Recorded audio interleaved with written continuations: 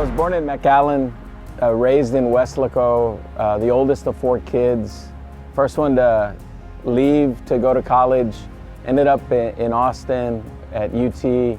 I came to graduate school at St. Mary's University to become a city manager. That was where I got my master's in public administration. And so for me, I kind of felt San Antonio was the city on the hill. And I was an extremely young man, maybe 23 years old, 22 when I moved here. And it was an exciting time to move to San Antonio. Well, I was very excited to be in a city that was a big city, but a city that felt like my old community of Weslaco, where everybody knew everybody. And it was a city that was hungry and didn't have a chip on its shoulder and didn't have an arrogance. It was a city that was real, was authentic, but also knew that it had a greater destiny waiting for it.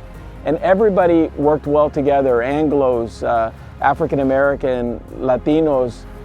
I had a great economics professor at St. Mary's, and it was important when I would hear him speak that he talked about balanced growth, that the Southside was a diamond in the rough. It had great potential, but it had not had its fair share of investment, tax abatements, and overall investment, even public improvement projects. And so for me, one of the first inklings working at the San Antonio Hispanic Chamber of Commerce was getting to work with folks from the South Chamber and the folks from the Alamo City Chamber on the Near East Side together to pass the city's first small business ordinance in the late 80s. That was really the first opportunity for us to put small business owners at the table, to be the city's director of economic development.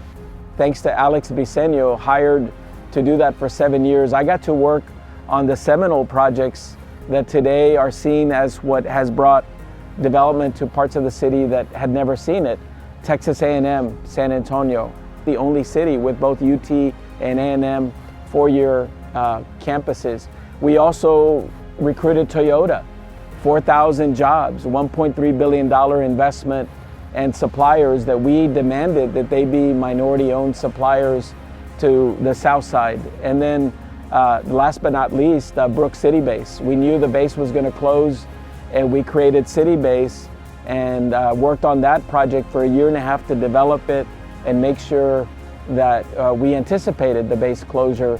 And so those 3 investments, in addition to my work at Levi Strauss and working at the city and at the Hispanic Chamber, really allowed me to make those investments on behalf of the whole community. It was a team effort, but that's what I'm proudest of, is that we have brought investment to the South Side, but for someone that was in many ways not from San Antonio, that knew the potential.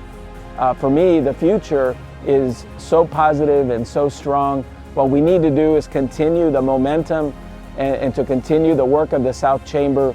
My proudest personal accomplishment is my family. My 2 boys, Ramiro and Roberto, they're 13 and 10. My wife, Krista. It's hard for me because I commute to Washington in my job, but my home will always be in San Antonio, and my family keeps me grounded. For me, that's my proudest achievement. Not the work that I've done in the city.